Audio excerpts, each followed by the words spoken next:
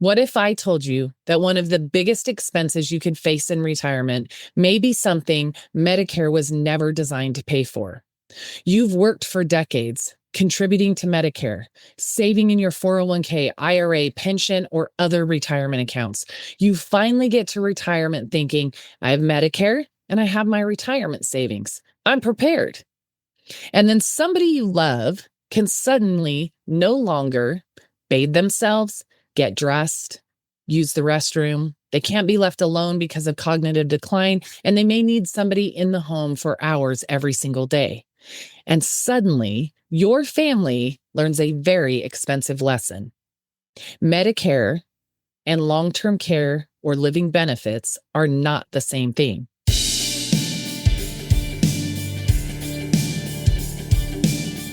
Welcome back to Chat with Nat, Conversations That Count. Today, we're going to talk about the Medicare gap, what Medicare doesn't cover, what long-term care can cost your family, and how planning with long-term care solutions and certain life insurance living benefits can help protect the retirement you spent a lifetime building. And for my caregivers listening today, this conversation is especially important because where there isn't a financial plan for care, the family often becomes the plan. Now, for compliance purposes, I'm going to share the following little paragraph here before we jump into the episode. Insurance products, riders, and living benefits vary by carrier, state, and contract. Benefits may be subject to eligibility requirements, limitations, exclusions, waiting periods, charges, and benefit reductions. Accessing accelerated benefits might reduce the policy's death benefit and other policy values.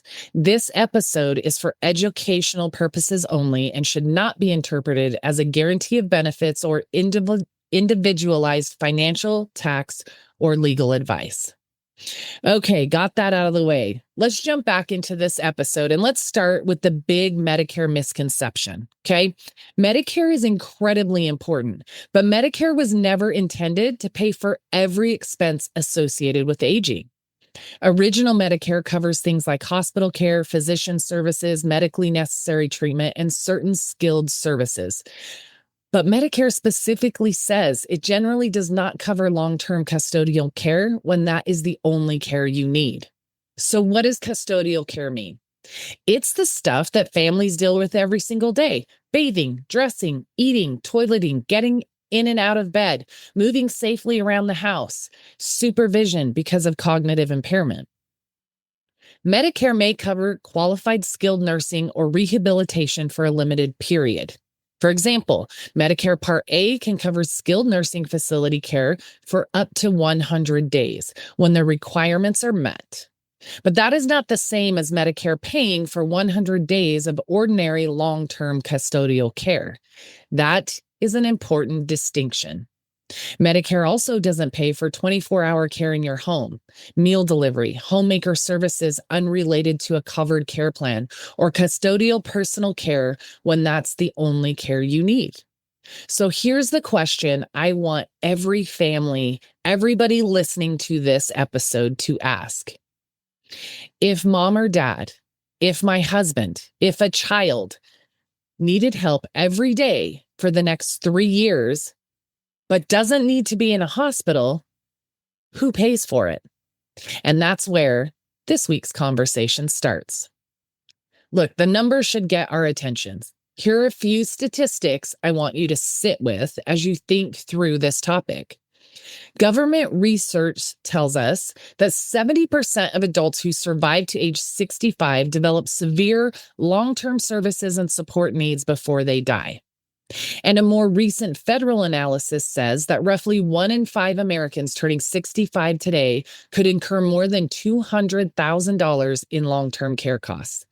Think about $200,000 coming out of a retirement plan. That's not just a healthcare expense. That's potentially someone's income plan. That's money intended for a surviving spouse. That's money that was supposed to create a legacy.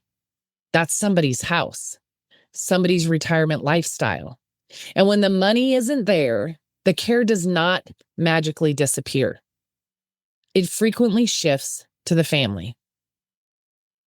AARP's 2026 analysis estimates that 59 million Americans caring for adults provided 49.5 billion hours of care in 2024.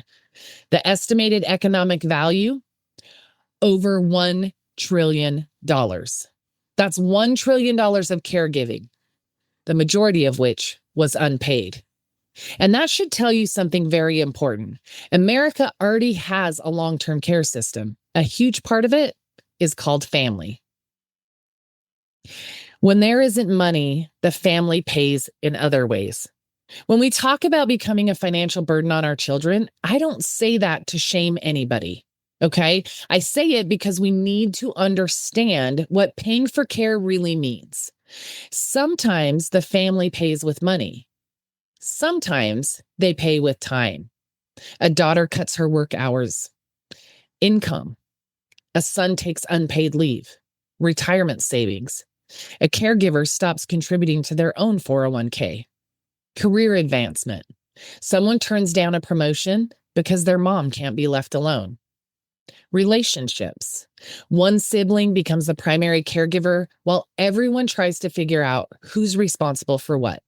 And sometimes the person receiving the care never intended for any of this to happen. They simply didn't know there was a gap. That's why I say long-term care and living benefit planning isn't only about protecting your money, it's about protecting your family, the ones you love most. So how do we fill the gap? There isn't one solution that's appropriate for every single person, but there are strategies we can consider before the care is needed. First, traditional long-term care insurance. This can help pay for services such as home health care, adult daycare, assisted living, and nursing home care, depending on the policy. The NAIC notes that long-term care isn't limited to nursing homes. Care can happen at home, in assisted living, adult daycare, nursing facilities, and other settings. That is important because most people I talk to aren't saying, I can't wait to get in a nursing home. They're saying, I want to stay in my home as long as possible. Planning can potentially help give you choices. Now, let me clarify, in my situation as a caregiver, I was not paid. My parents did not have living benefits or long-term care. I have only been in the financial services industry for 7 years. And by the time I sat down with my parents, they already had health conditions in their later age that would not qualify them for a lot of the traditional things. And back in the day, some of these programs and policies didn't exist, or nobody ever talked to my parents about it. Either way, they didn't have those benefits. My parents were savers, and they also stayed in the little home they raised my brother and I in for 43 years. If you've listened to my podcast for very long, you've heard a lot about that. And it's because it plays a huge part in our story, a huge financial part in our story. Because my parents were savers, because they stayed in that home and were able to sell it for 10 times what they originally bought it for, and because I am a wealth strategist doing the work I do, I was able to move pockets of money into places that one, could be a legacy that they want to leave behind. Two, could provide for extensive medical costs in the future. Three, allow them to continue living with dignity in retirement.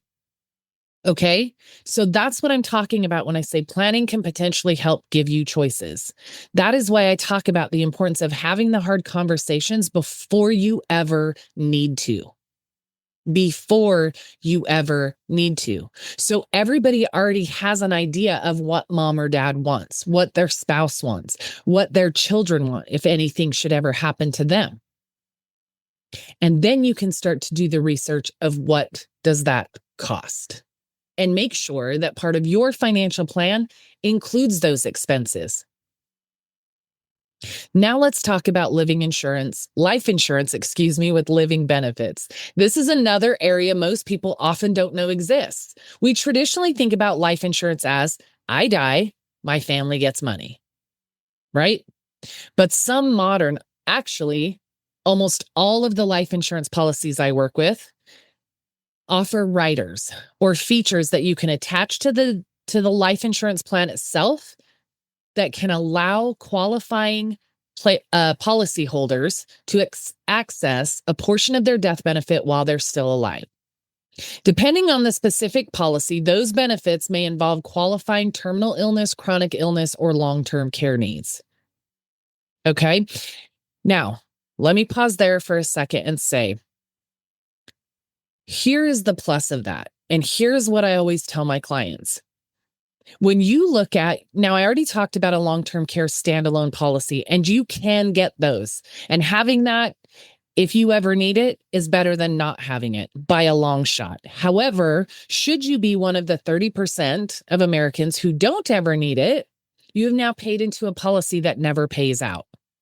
That is why I love being able to add living benefits and or long-term care to a life insurance policy.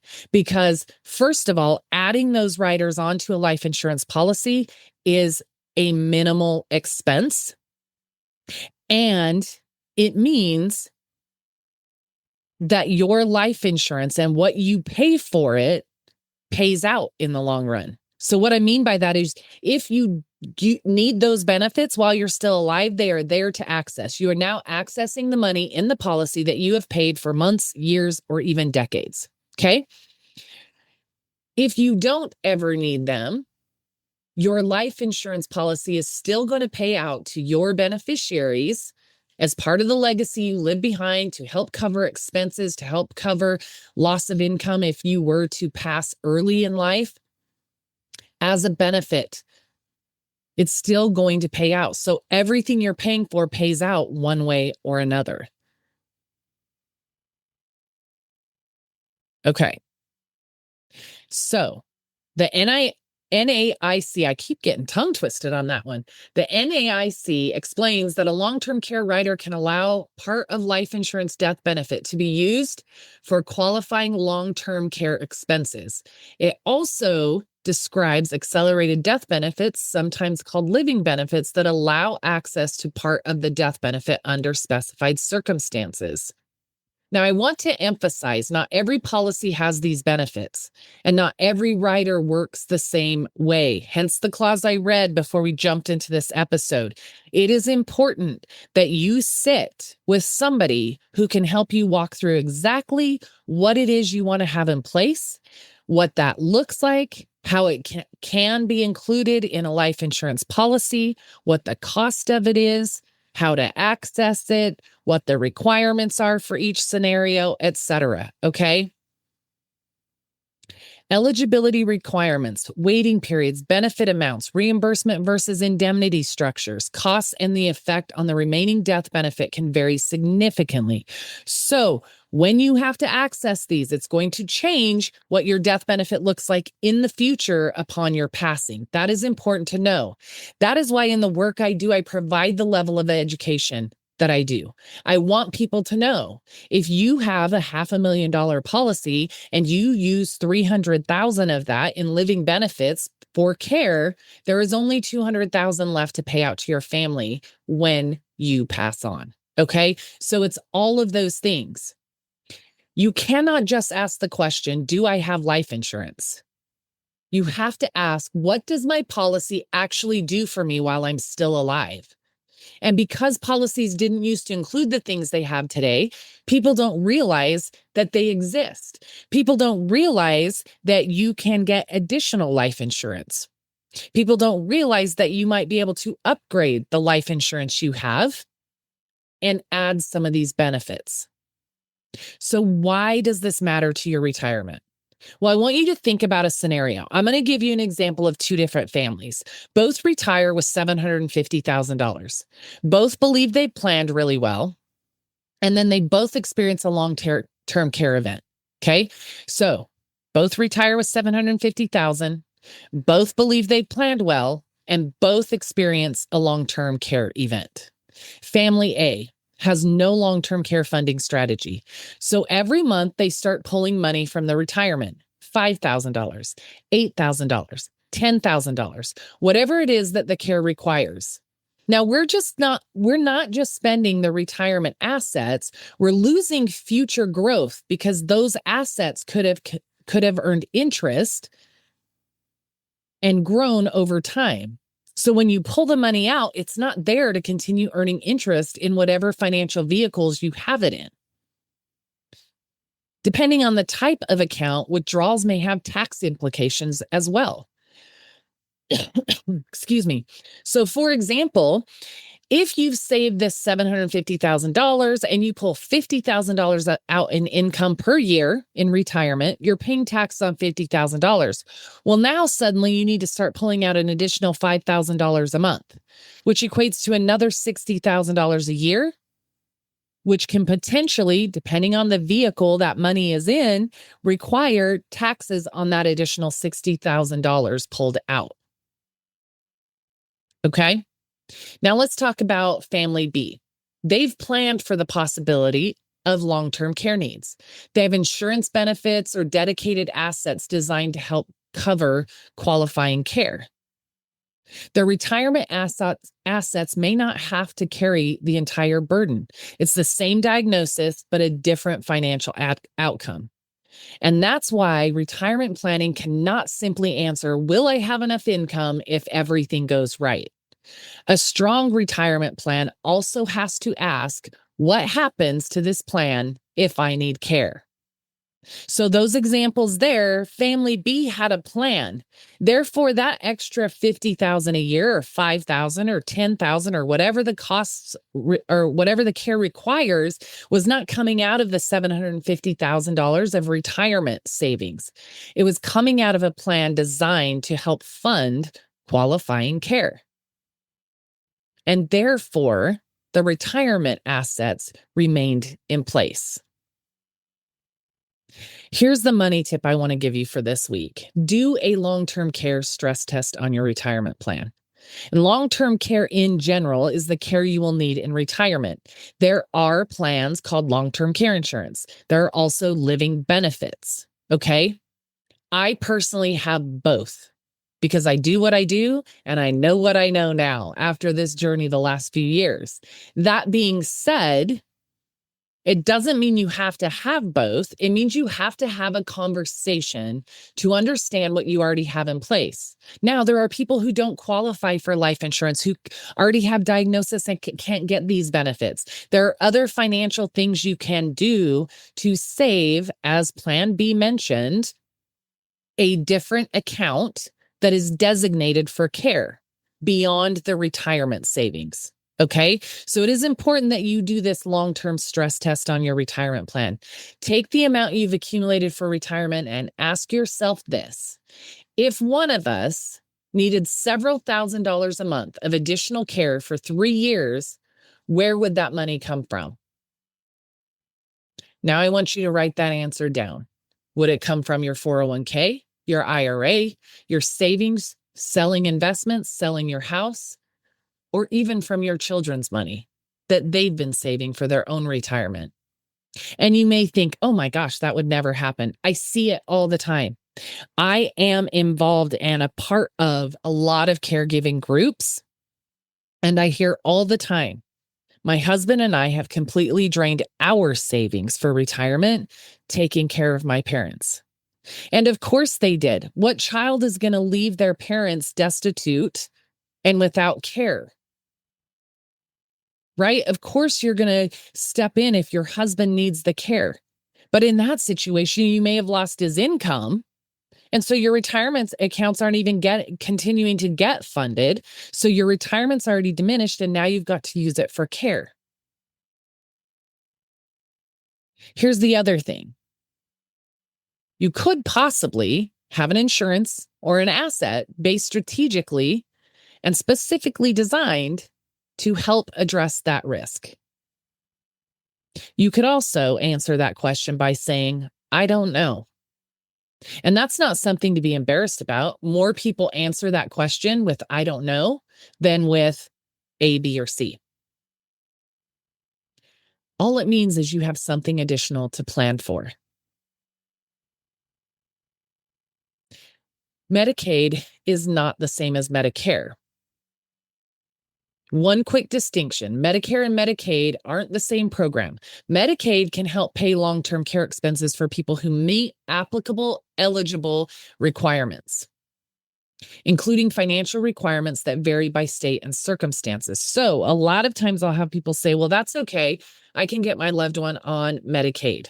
Yes, you can absolutely get them on Medicaid, and that can help pay, as I said, long-term care expenses for people who meet applicable eligibility requirements, including financial requirements that vary by state and circumstance. But let me tell you what those financial requirements look like. They look like your person basically being financially destitute. The assets that they have to be very minimal. And even when they qualify for Medicaid, well, it does pay for additional things. Let's say their situation or your situation or the choice your family's made is to put your person in a facility. Not every bed in a facility is considered a Medicaid bed, which means your person could be on long wait lists. Who's going to take care of them until they get accepted? It also means that when a bed comes available, it could be an hour, 2 hours away from where you live. So then that impacts the ability for you to show up and offer support care and sit by your person and hold their hand, and the frequency at which you can visit and just be present. Okay? Now, Medicare itself says that most people enter nursing homes initially pay for their care out of pocket, while Medicaid may be able to help eligible people with limited income and, in some cases, limited resources. So let me read those two one more time. This is Medicaid and Medicare comparison. Medicaid can help pay long-term care expenses for people who meet applicable eligibility requirements, including financial requirements that vary by state and circumstances. Medicare itself says most people entering nursing homes initially pay for their care out of pocket, while Medicaid may be able to help people with limited income and, in some cases, limited resources. I know people who have had great experiences with Medicaid. So listen, all I want to do is make sure you're thinking about all of the scenarios that can happen. And if you are in maybe a more rural area, a less populated area, your options could be significantly limited. But what if you want to be the caregiver, but finances keep you from being able to? Well, properly planning with living benefits and or long-term care could provide the income you need to step away from work and care for your loved ones. We need to understand what choices we want and how we intend to pay for those choices. So the bigger conversation is stop thinking about long-term care as an old person conversation. It's a retirement conversation. It's an asset protection conversation. And it is a family conversation. Especially for those of us who've been caregivers, it's a caregiver conversation. Because financial preparation doesn't remove the emotional difficulty of caregiving, but it can remove some of the financial panic. And actually, I'm going to go back and correct that last thing. It can remove some of the emotional difficulty of caregiving. Not all of it, but some of it. Because the emotional stress of how do I pay for this can be what pushes many people over the edge. And it can remove some, if not all, of the financial panic. It can mean having money available to bring somebody into the home. It can mean respite care. It can mean choices. It can mean a spouse doesn't have to completely drain the retirement account. And it can mean that your children get to spend more time being your children instead of becoming your entire financial care plan, on top of being your caregiver. Here's what I want you to remember from this conversation. Medicare is health insurance. It is not a comprehensive long-term care plan. There is a gap, and pretending the gap doesn't exist doesn't make it disappear. It simply determines who will have to fill it later. Is it going to be your savings, your spouse, your children? or a plan you intentionally put in place ahead of time. I believe that one of the greatest financial gifts we can give the people we love is the ability to say, I've prepared for this. You don't have to figure it out for me. That is what financial planning is supposed to do. Not just accumulate the money, protect choices, protect dignity, protect retirement, and protect the people that we love. So here's my challenge for you this week. Pull out your retirement plan and your life insurance policies. Ask 3 questions. What happens if I need long-term care? Where will the money come from? And do any of my existing policies provide living benefits or long-term care benefits? And if you don't know the answers, please reach out to me. Let's have a conversation. It costs you nothing to sit down with me and do a retirement review and make sure that you have allocated funds for the cost of care in the future. I will help you look at what you already have, identify the gaps, and talk through strategies that may help protect your retirement savings and your family. Because the best time to create a plan for care isn't when you're sitting in a hospital room trying to figure out what happens next. It's while you still have choices. I hope you guys take the time this week to sit down and start looking at what you have. And if you have nothing, or if you don't even know where to start and you need more of a conversation, again, please reach out to me through the show notes, or you can message me directly on Instagram. My handle is Natalie Kime. You can find me there, and I will gladly sit down with you and start walking you through the steps to determine if you and or your loved ones are properly prepared for retirement that includes medical cost of care. Until next time, thank you all for being here with me again this week. I look forward to providing continued information that will help you make sure you're financially prepared for the future that you and your family want. Until next time, this is Chat with Nat, conversations that count. Don't wait for the crisis to make the plan. Keep having conversations that matter, especially the ones that can change your family's financial future.